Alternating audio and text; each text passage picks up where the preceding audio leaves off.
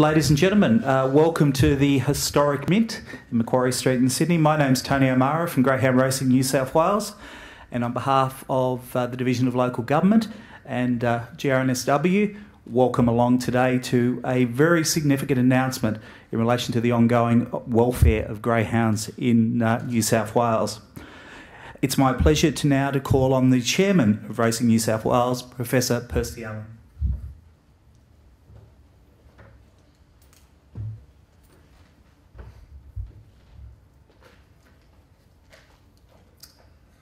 Thank you, Tony. Ladies, gentlemen and members of the media, welcome to a very special day for the future welfare of greyhounds in New South Wales.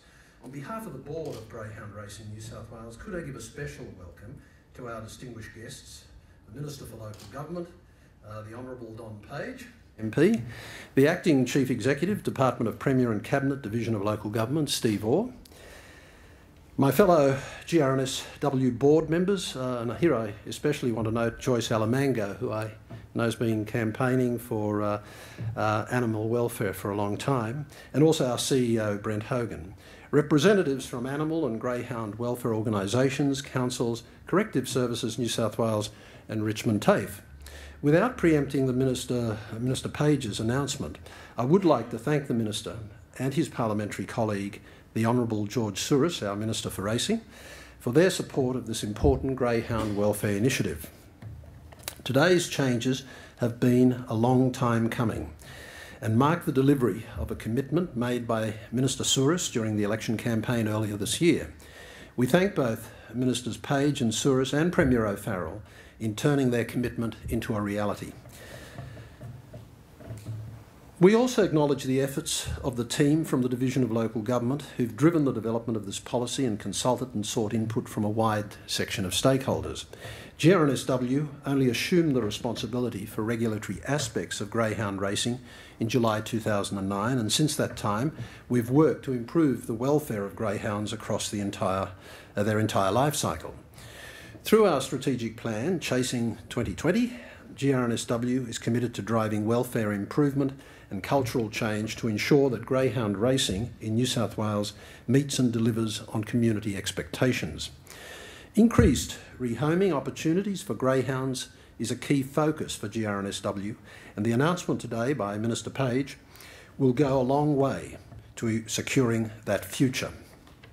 GRNSW is committed to an opportunity for life beyond racing for New South Wales greyhounds, and is working to expand not only the role for greyhounds as pets, but as show dogs and, importantly, as therapy pets.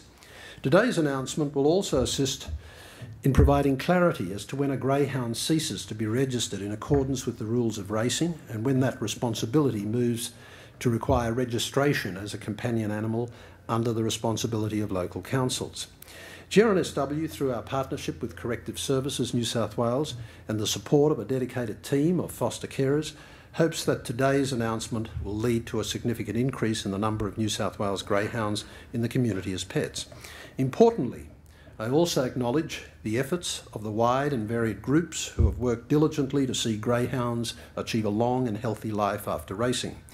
Most of those groups are volunteers, and we hope that today's announcement will assist them by creating a positive awareness of life beyond racing for New South Wales greyhounds.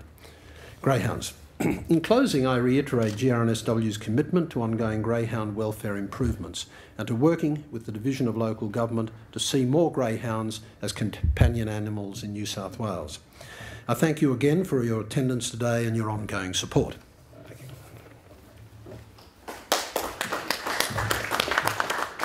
Thank you, Professor Allan. It's our pleasure now to invite the Honourable Don Page, the Minister for Local Government. Don. Thanks very much, Tony. Good morning, ladies and gentlemen. Can I firstly acknowledge the traditional custodians of this land and pay respects to their elders, both past and present. Can I also acknowledge the Chairman of Greyhound Racing New South Wales, Professor Percy Allan, members of your board, also other people involved in the greyhound racing industry who are here.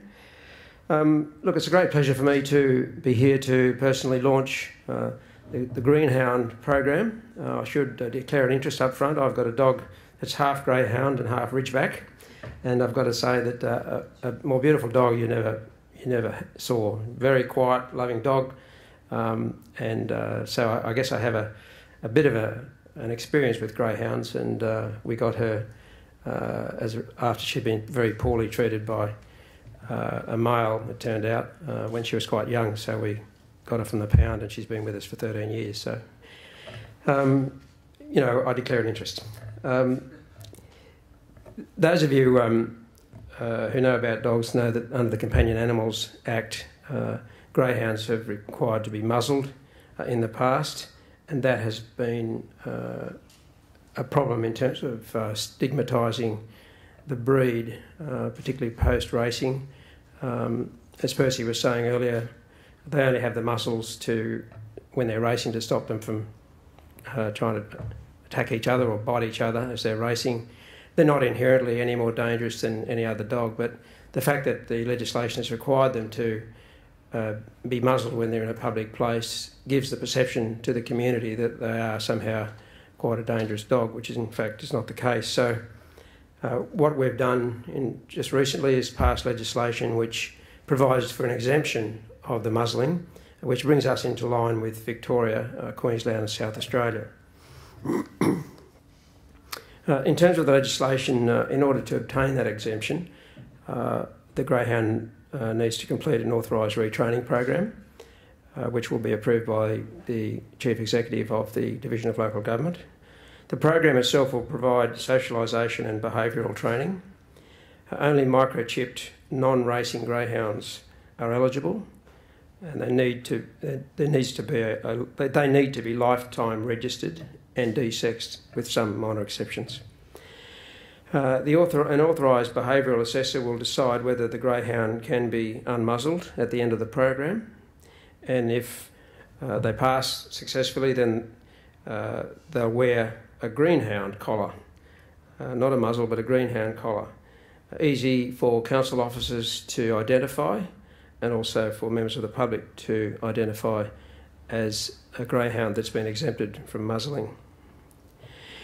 If they do happen to attack, they'll be treated like any other dog that attacks, and if they are determined to be a dangerous dog by a council, then of course they will lose their exemption from muzzling.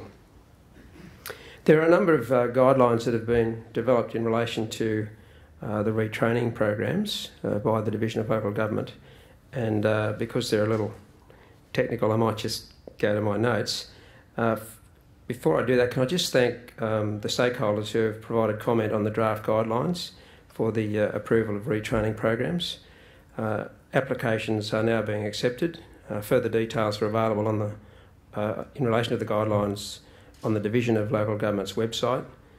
And I'd also like to acknowledge the key role the Greyhound Racing New South Wales will be playing in implementing the Greenhounds program, including making recommendations to the Chief Executive of the Division on the suitability of approved program applicants, training and authorising behavioural assessors, and issuing greenhound collars for exempt greyhounds. Greyhound Racing New South Wales will also process information on the Companion Animals Register relating to greyhounds in approved programs. This will significantly reduce paperwork for councils and streamline the administrative process for approved programs.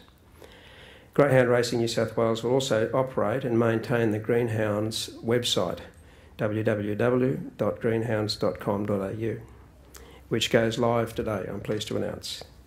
The website provides information on the retraining and adoption of greyhounds in New South Wales, including how to obtain a greenhound collar, how to book a behavioural assessment, current greenhounds available for adoption, and support and information for owners of pet greyhounds.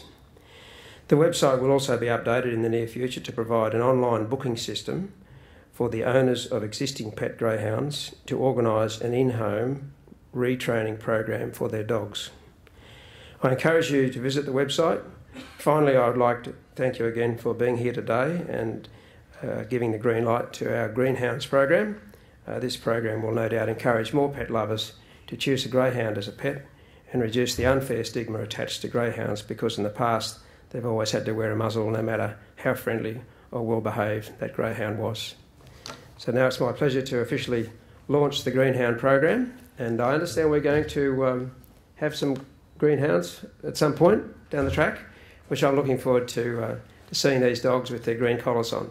But ladies and gentlemen, this is, I think, a big step forward, a long overdue step forward in New South Wales to make it easier for people to be able to adopt a greyhound as their pet at the end of their racing days. Thanks very much.